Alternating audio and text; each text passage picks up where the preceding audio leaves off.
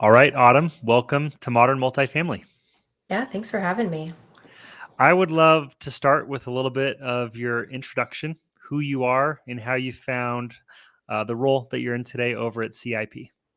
Sure, absolutely. So, for my entire career, I've been at the intersection of marketing, sales, and customer success.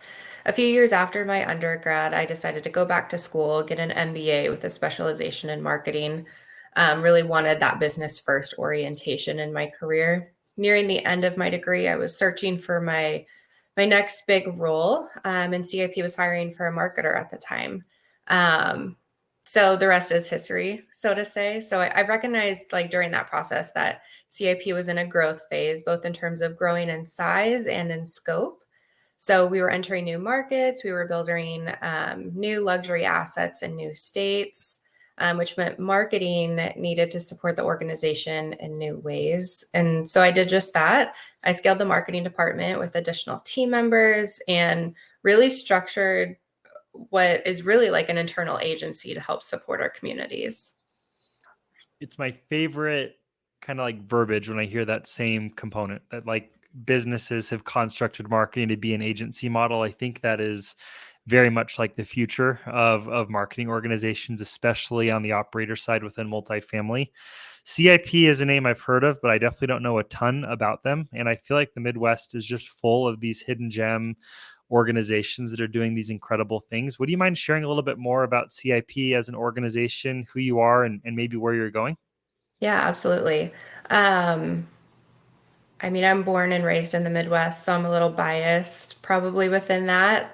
But it certainly is a gem. I mean, the people and the places are wonderful here, even though at times it can feel like quite literally a little flat in the landscape. But CIP community, so we're a family owned business, and we're a property management and development company with about 39 multifamily assets and 7,200 units across 3 states. So where I live, Lincoln, Nebraska, that's where we're headquartered. But we have communities in Omaha, Nebraska, Des Moines, Iowa, and throughout the Twin Cities in Minnesota. So our mission is to provide those we serve with exceptional experiences. And I think how that is threaded in all that we do is what makes CIP such a gem. So from our employees to our residents, our dedication within that is just steadfast.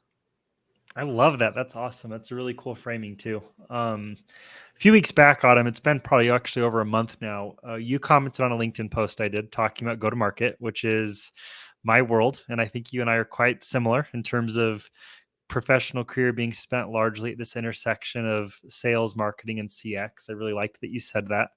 And if I'm being honest, you're the first person ever on the operator side of our industry that's ever said the word go to market out loud to me. And I found that cool. And so today I'd really like to dig in to what GTM or go to market means to you and to CIP. And I think it'd be really fun to walk through your 5 step framework of how you think about going to market for your brands and your communities. But first, I'd love to start with some definition. To Yeah. me, I definitely have a definition of go to market, but you're representing the operator side of our industry. When you think go to market, what does Autumn think about? Yeah. So that probably really comes from like my academic background. Like I really enjoy learning about frameworks and how to apply traditional frameworks or even like niche frameworks to different applications or different industries.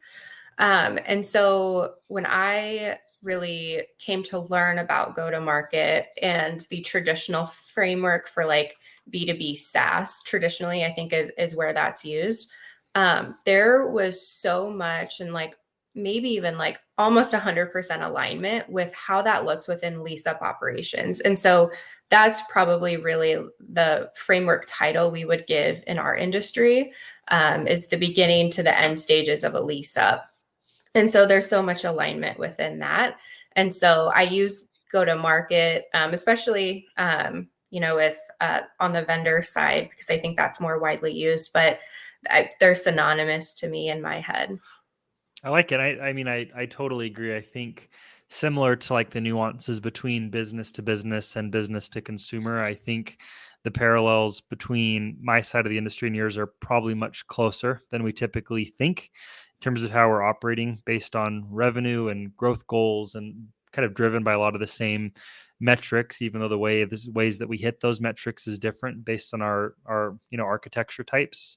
Mhm. Would you mind kind of hammering through this framework with me if we start stage one and just kind of go piece by piece? Absolutely. Okay. So for stage one, and I'll say just like relates to multifamily, um, product ideation and development. So these are just like the beginning stages of when any organization or product or a property developer decides they want to build a certain asset within a certain market on a certain piece of land for a certain audience. So that's product ideation. And then the development part of it. So they're going out for bids and they're starting that construction part of the project. So I would really consider that stage one. And, you know, we try to have as much organizational alignment as we can at CIP. So that is, marketing may not have the heaviest hand in that. That's a different group of people, but we still have that communication there to understand what are the goals for having this new asset in this new market or in an existing market. So that can carry through the rest of the marketing strategy. Have you found within like feedback looping that the role you play has been able to be a voice back into development, thinking differently about amenities or layout and those kinds of things? And in my experience, marketing and leasing's voice as a feedback loop back into development ends up being wildly valuable. Have you seen anything over the years in terms of the role you've been able to play in the creation there in stage one? Yeah, I think there's been expanded value in marketing having a part in these beginning stages of go to market or lease up operations. Um, so we handle all of our survey programs within marketing as well. And so we hear from other projects of what are, or from other residents at other properties, what are the really critical elements that they want to see within their unit or within their amenity features on site. And so we're able to find sister properties or like properties and come back with that data and say, this is really what people are looking for. If we're not planning to have this, we should really reconsider having this certain amenity. There's really people within the organization that are far more experts in unit layout and things like that. But I'll say branding is another one too. And we're creating more holistic branding on sites, especially for some certain assets, like our top tier luxury assets. So, how can we build a name and a brand and let that flow through the interiors of the property as well? I like it. That that makes a ton of sense to me, and I like the specificity there too. Let's jump into stage two. Yeah, so stage two, product launch planning and organizational alignment. So this is really like project management at its core. What are you doing and when are you doing it and who's doing what?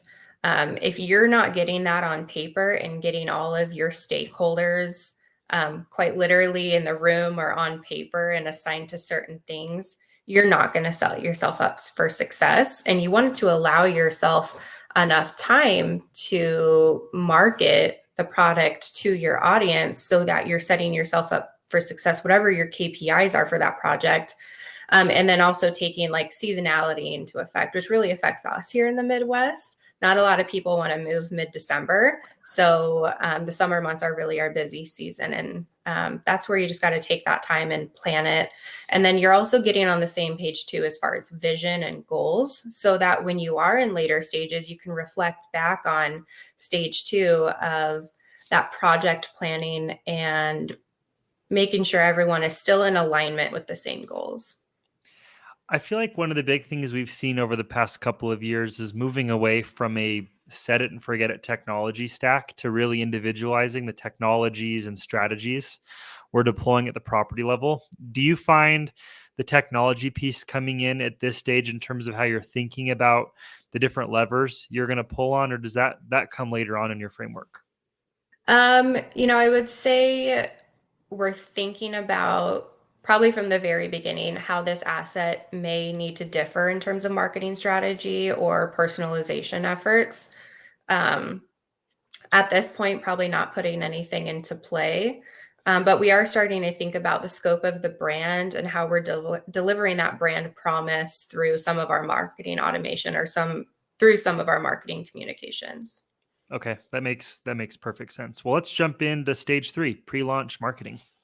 Yeah. So pre-launch marketing, this is when you have a name, you have a brand, like you know what the asset is, you have these tangibles that you can introduce and publicly announce. And that's just exactly what that is. There's no alpha or beta in lease up operations like there is in like B2B SaaS. So this is kind of like maybe most similar to your alpha in a sense. So you're putting things out there. You don't have your entire mar-comm wrapped up yet, but it is public, it is live. You do receive some inquiries for residency already. Um, and maybe you don't have an on-site team yet. The building is still under construction.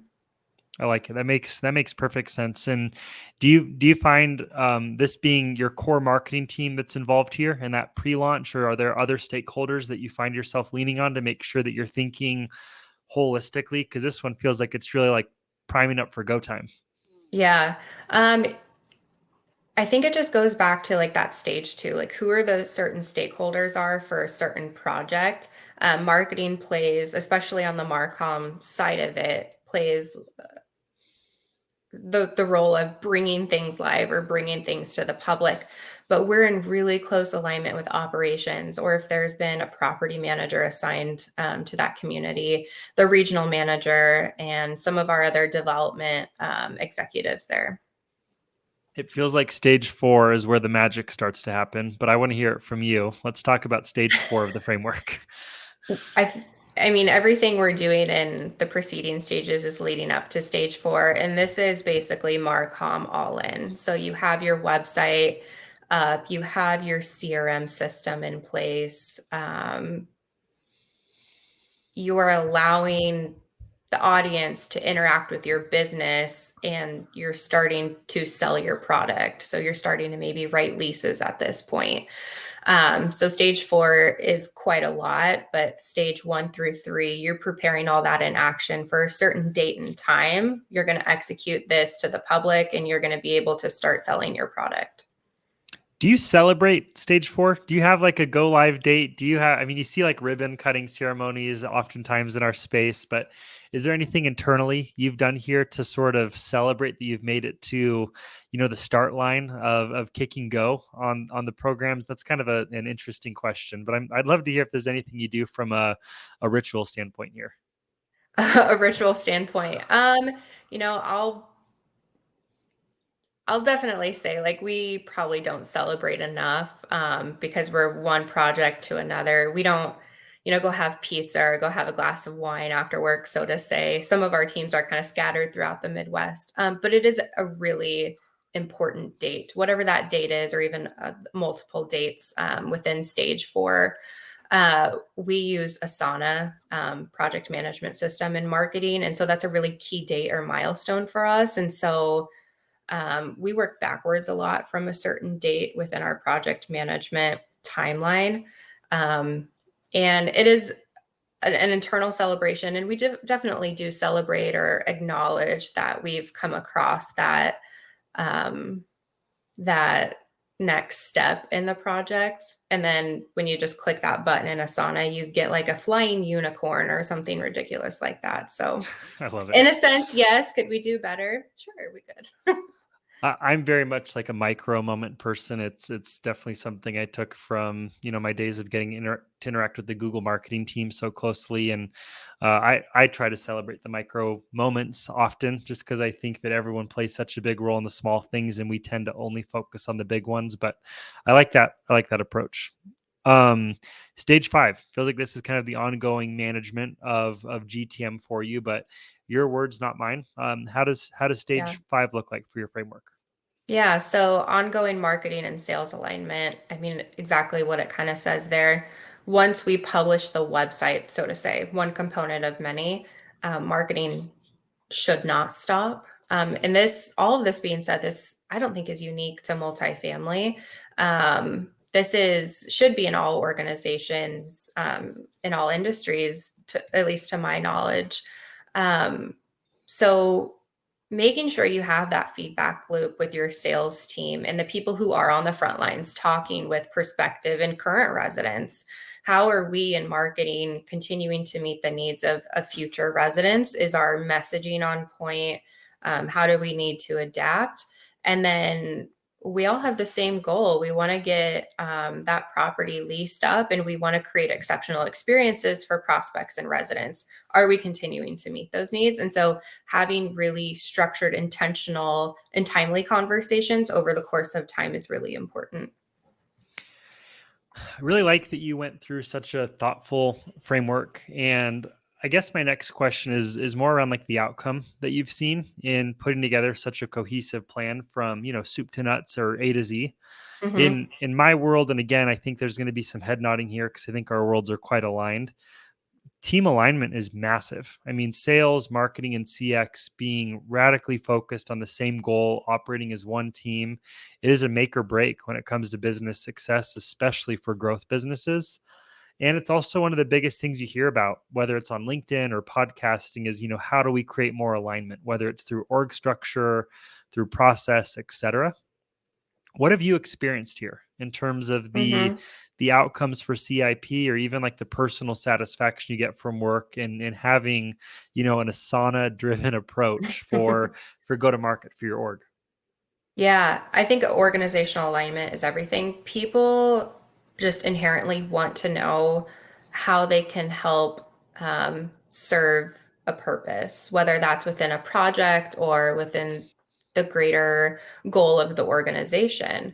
And asset management or property management is not easy, and there's a lot of moving parts. And so making sure you have a handful of key people in the room who also are decision makers too, and are focused on the vision and the goal for a project is really critical.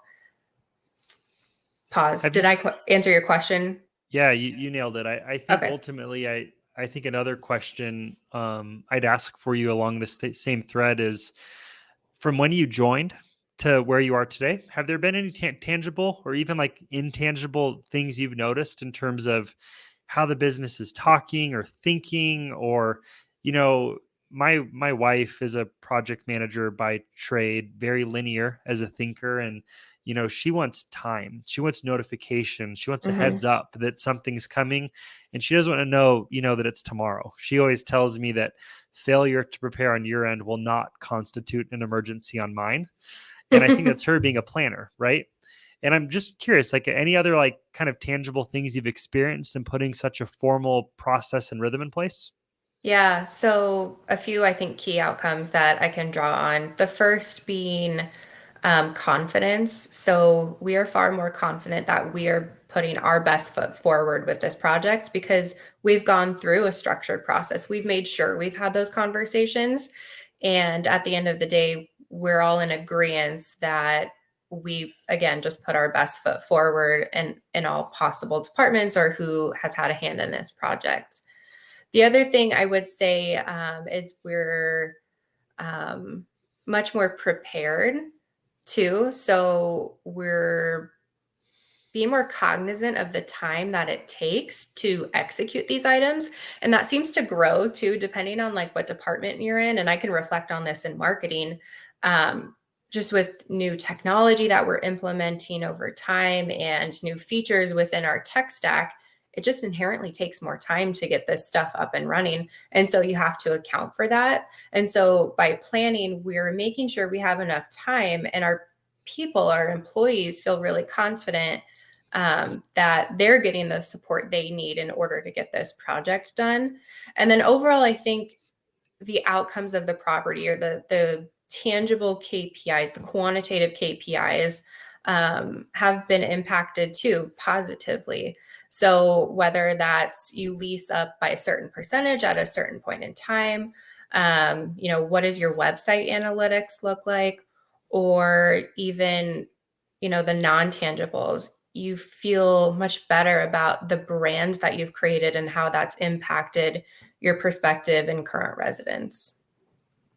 Last question for you before we look to wrap up, and it's a bit of a curveball. Have you evolved how you've thought about metrics and kind of the measurements of success for your different teams within GTM?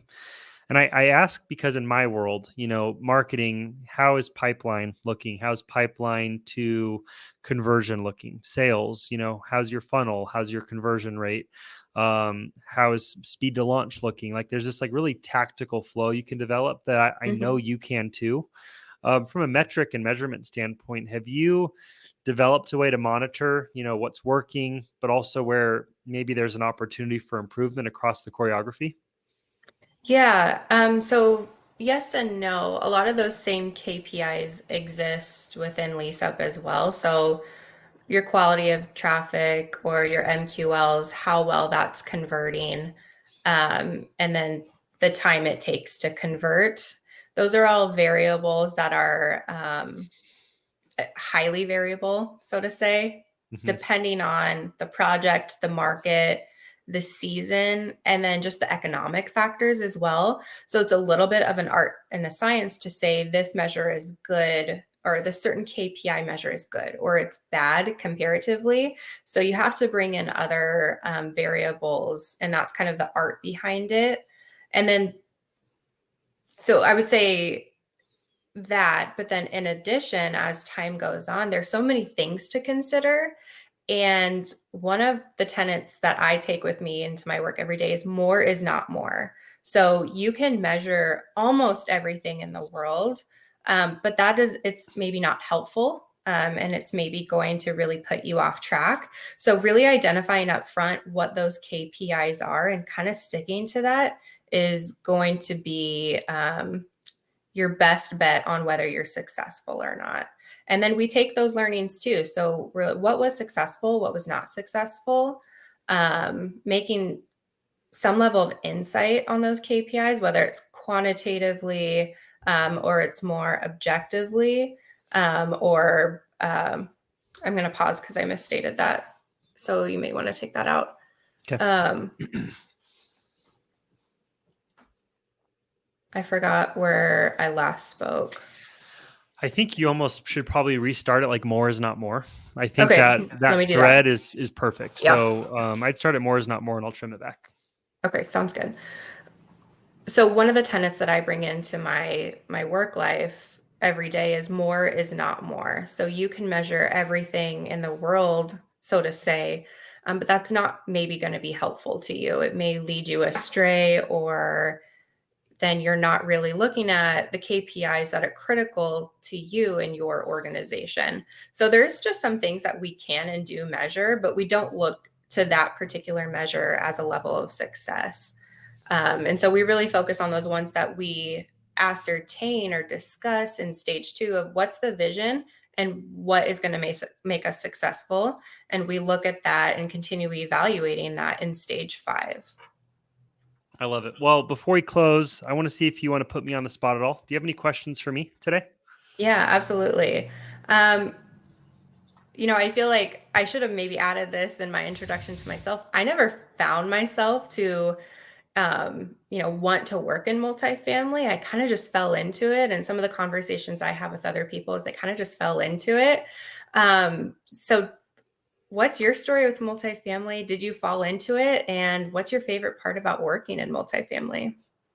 I think, like everybody, I fell into it too. I spent the first 5 years of my career in product creation at Nike in the world headquarters up in Beaverton. And I had, 5 promotions in the 5 years I was there and saw like a really steady trajectory of growth. But I think I was always craving a faster pace. And I loved Nike, but I was always going to be a cog in the wheel with a company of 40,000 global employees. So I started thinking about, where I wanted to live, which was Bend, Oregon at the time, and what I wanted to do, which was sales and technology. I just knew that was the future. This was back in 2014. And so I started looking at companies, and there weren't that many choices in Bend, Oregon, but there was a startup called G5. So I joined as a sales engineer. I was hardly qualified, but they said yes, probably because of Nike. And, 6 years, raised private equity. We 5x revenue in the 6 years I was there. And I think what I fell in love with was growth and this like constant forward momentum. And so, vertical aside, I just love moving fast. I love deploying programs. I love branding. I love hiring. I love building. And I've kind of found myself as this playbook operator, someone who can come in and architect emotion and help a company go from, 0 to 60, 10 to 50, whatever the metric might be in your mind. And so I think that's what I've like really enjoyed about multifamily is that it feels like the ceiling is high and there's just such a big opportunity to deploy frameworks like we're talking about today, new, whether that's technology or organization. And I think until it doesn't feel like that ceiling is where it's at, I'll probably be in here for quite a while. And I think the speed that we can move, it feels like it's a big little industry, which I like too. It is a big industry. It's also a durable industry. And so I think those are some of the verbose reasons that I like it. And, coming up on 10 years later, still having a field day. Awesome. I do have one more question if you Sure. have time. Yeah. How do you anticipate marketing in multifamily to change within the next several years, and what impact will that have on operators? I think operators are going to start playing a bigger role of dictating what technology needs to look like. And I also think we're going to see a lot more opportunity for technology companies to have much more flexibility in how they can be rolled out. I think one of the most important conversations right now in our industry is centralization. But I think one of the biggest gaps right now is it has not been defined. Centralizing is a thing. I mean, are you centralizing leasing? Are you centralizing collections? Are you centralizing renewal notifications? Like there's a lot that can be done there. But I think what I'm really excited about is, probably creating more enterprise technology so that, things like integration are taken more seriously. I think right now that is a very loosely used word in our space. And I also think, rollout. It's your company, not mine. It's your residents. They're not my residents. So making sure the way that technology can be customized and catered to the customer is something we're definitely seeing at Rent Dynamics as a big opportunity as we move into the enterprise, but also as an opportunity, like, unify our company to yours so that the same choreography you just talked about, Autumn, within go to market. I want to see that same alignment between technology providers truly becoming technology partners for customers. And even though that's like a ambiguous thing, I think that's going to be one of the biggest things that we tackle in the next 18 to 24 months is flexible rollouts and unified moments of value. Awesome. Thank you. I'd love to put the red carpet out for you before we wrap up, whether it's a role that your team is trying to fill or simply the best way for someone to get in touch with you because they're going to have questions. You've been a great guest today. Anything you'd like to share before we close? Anybody's welcome to connect with me anytime. If you're in the Midwest region or Nebraska, I'm always down for coffee. Um, and yeah, check out CIP, rentcip.com. If you're in the Midwest, we do occasionally have leasing specialist roles, property management roles, maintenance roles. And if you're in Lincoln, Nebraska and want to connect in person, that's where I'm headquartered. So again, always happy to have coffee or a glass of wine or something. So Well, you've been a great guest, and thank you for your time today, Autumn. I look forward to chatting with you soon. yeah, thanks so much, Mike.